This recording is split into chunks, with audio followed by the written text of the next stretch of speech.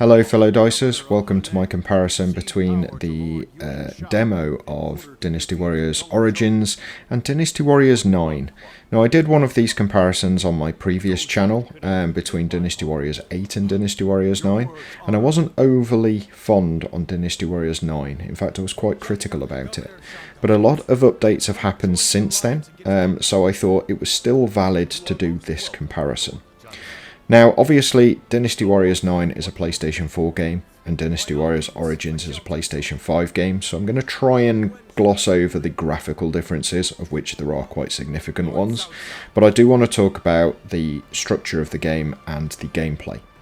So, first and foremost, the intros of both missions, I'm going to say that, not the actual game, but the missions themselves, is very, very different.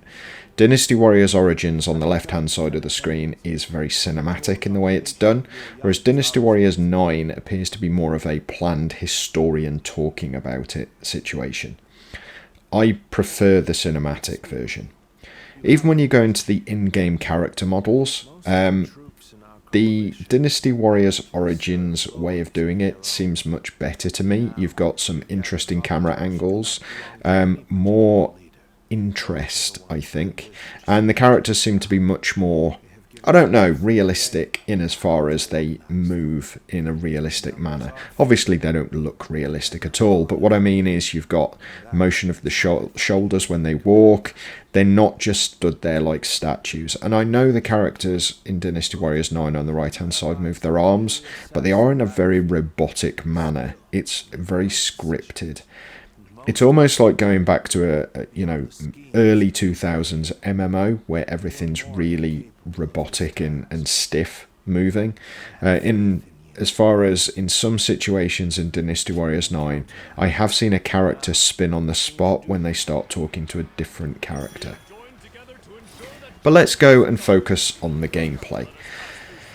Now, as I said, I'm not going to focus on the graphics because that's an unfair comparison between two different generations of console. What I am going to immediately talk about is the fact Dynasty Warriors Origin starts you straight off into a fight. Now, this is the demo, so I'm not going to say this is going to happen in the main game, but if the original Dynasty Warriors games were anything to go by, it probably will, because they were always about the action.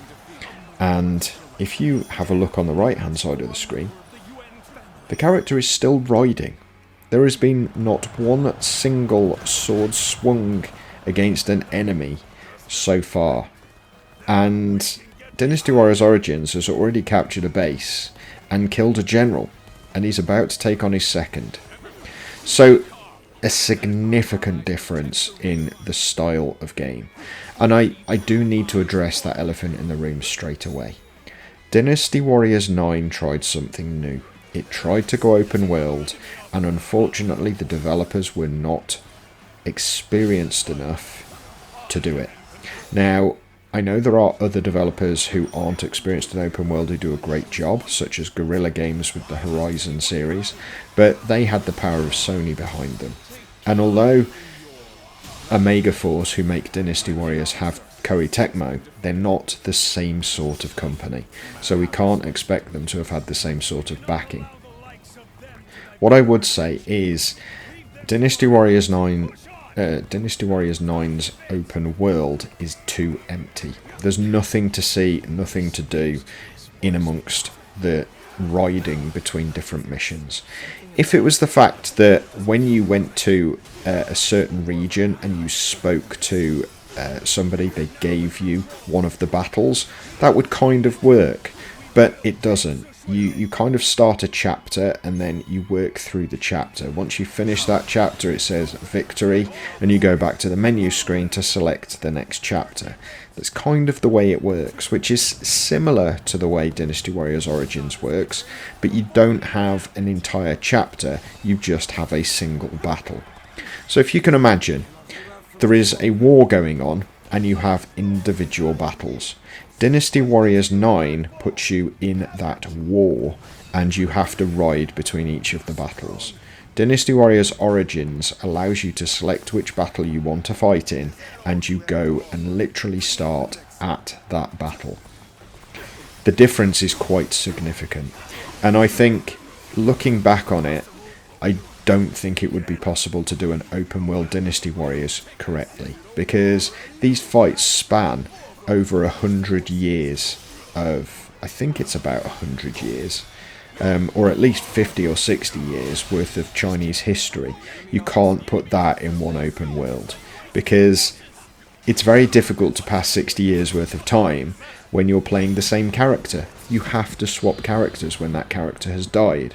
And because these battles do use different characters depending on the different time periods, it's going to be impossible to do. So if we don't focus on the structure of the game, such as open world versus, I'm going to say sandbox because they are still quite large arenas, if we just focus on the actual gameplay itself, there's not a huge difference between them, but there is enough of a difference to mean that Dynasty Warriors Origins really has gone back to its roots, but with some, I'm going to say, worthwhile modifications. So Dynasty Warriors 9 tried different techniques. So unlike the previous versions where you literally had light attack, heavy attack and Muso attack, in Dynasty Warriors 9 they gave you techniques, and they also gave you, I think it's basically a riposte. So a triangle will appear on the enemy's head, and when it appears, if you press triangle, you will counter attack their attack. So basically parry riposte their attack. It's a very, very simple mechanic, and it's okay, but it doesn't really work in the type of game that Dynasty Warriors is. That's not to say that Dynasty Warriors Origins is perfect, and I'll get to that in a second. But if we stay with the combat, etc. in Dynasty Warriors 9, it's very showy. You have lots of different elements going off as you're trying to attack, but it's not necessarily that inspiring. You can kind of just get through with almost hammering buttons. It was kind of a thing about Dynasty Warriors. It was mindless violence, I suppose, where you could, in theory, just go through and mind-numbingly kill 1,000 enemies. It was a power fantasy, a power trip, and it really did a good job of it. Dynasty Warriors 9 kind of lost that and had too much walking between the different fights for that to become actually useful.